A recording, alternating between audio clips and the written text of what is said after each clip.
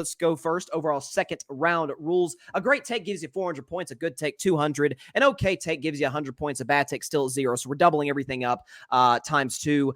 So let's move on to 2 contract holdouts. One regarding, mostly a trade, and another, in terms of getting a big contract. So Chris Jones, first of all, was placed by the Kansas City Chiefs on the reserve / did not report list. So his holdout will continue. We've heard Chris Jones mention the fact that he could sit out by week 8. He could hold out until week 8. Obviously, superstar defensive tackle for Kansas City, the defending Super Bowl champions. And Jonathan Taylor, who we've talked about before in the 8 o'clock spot, he was placed today on the PUP list, physically unable to perform, and will automatically miss the first 4 games of the season. Of course, we got news today that the Colts were not able to agree to a trade with anybody to move the star running back. So I'll start this time with you, Adam.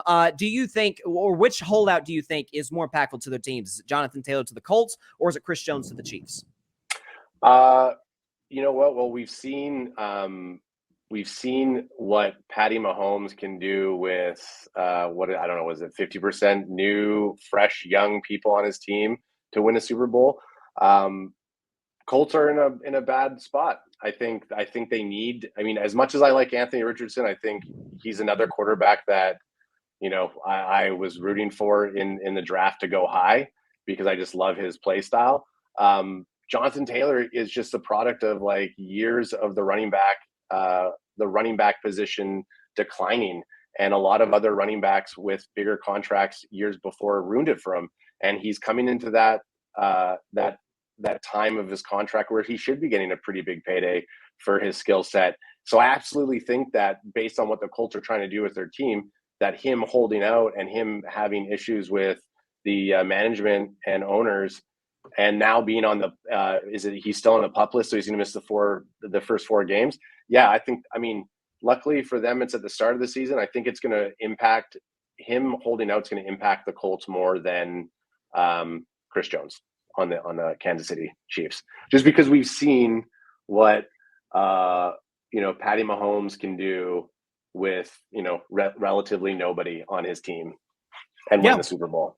Well, listen, the wide receiving core was, without question, again, aside from Kelsey, who's more of a receiver than he is a tight end, certainly in that role. Listen, I remember that AFC title game where Mahomes was throwing to guys who were on the kick return, on the special teams. So he can make almost anybody work because he's the best quarterback in football. But you also got to remember, Chris Jones made some, and he's made plenty of plays in the playoffs. But that AFC title game, you could argue on the defensive side of the ball, given the other quarterback they were facing in Cincinnati, he made some huge plays at the end of the game, to give Kansas City a shot to win there at the end. But I think you make some fair points, Jonathan Taylor being more impactful. To you, Dalton, now, do you think the Jonathan Taylor holdout is more impactful to the Colts or the Chris Jones holdout to the Chiefs? To me, it's the Jonathan Taylor holdout, and it's not particularly close. And part of the reason for that is that I think the Chris Jones holdout is somewhat of a nothing burger. The reality is that, like, I'll put it this way. Do you think there's any chance in hell that we get to about week 11 and Chris Jones is not on the field? Because I don't. I think it's just a matter of when on that.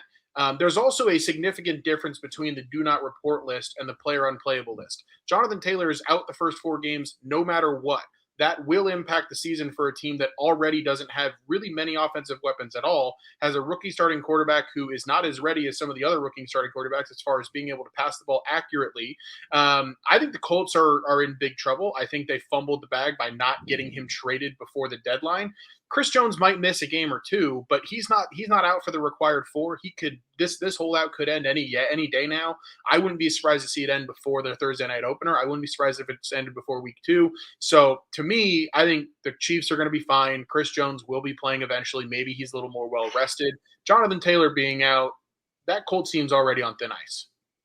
Yeah, they are. And I've talked about that in my shows, the fact that, running backs, the data has been pretty darn clear that running backs, even having a great running game, doesn't necessarily put you a whole lot closer to just forget to competing for Super Bowls, but you just get to the playoffs. The Bears led the league in rushing. I think they had over 3,000 yards and had the worst record in football. Got the number 1 pick, of course, before they traded it to Carolina. So, a guy like an Anthony Richardson, could use, the Colts being in a rebuilding situation more so than a contending team, could sure use a running back to kind of take the load off his shoulders and sort of ease in his development. So you definitely make some fair points there, Dalton. Finally, Barry, more impactful holdout, Jonathan Taylor to the Colts or Chris Jones to the Chiefs? Yeah, I think it's definitely Jonathan Taylor, by a wide margin, because the thing is, we've seen the Chiefs be able to have success without Chris Jones in regards to injury, right? We've seen him be hurt. We've seen them be able to fill gaps and still be able to be, productive on both sides of the football. And then when he comes back, he definitely, impacts the game, as best he can do. But they can be able to withstand him holding out. And I think that's going to decrease his value to them, because if they keep winning, then what ends up happening to him, right? So, like, the Chiefs have a good way of being able to, like, plug and play and moving on from guys very, very quickly.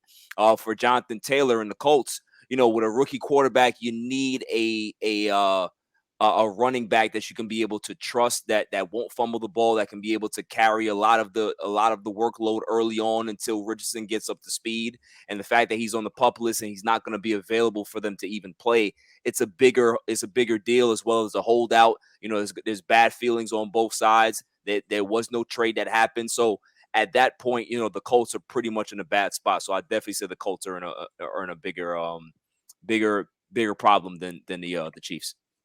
It's crazy as I actually disagree with all of you. You got the clean sweep in terms of of So does that mean we're gonna get zero? Yeah, we're all getting zero takes. My point system is not based on whether I agree with you, it's whether you give a good take, whether I agree or disagree with you. But I disagree with all of you just because I think, in terms of, all that matters is winning the Super Bowl at the end of the day, at least if we're talking about a year-to-year basis. I think the Chris Jones holdout certainly makes more. The Colts aren't going anywhere this year. So that's the only thing that's separating factor for me. But you guys absolutely made fair points across the board. I'll go to Adam first. Adam, I thought that was a darn good take. Not a great take, but a good take. I think you minimized Chris Jones' impact a little too much. He is, after all, one of the 10 to 15 best players in the league. And I think certainly the second best interior defensive lineman to the great Aaron Donald in Kansas City. And certainly would argue he has a lot more longer, left to play than Aaron Donald. But overall, I thought that was solid. What's that? The difference though is that the Chiefs, the one person on the Chiefs that you need to win the game is going to be Patrick Mahomes,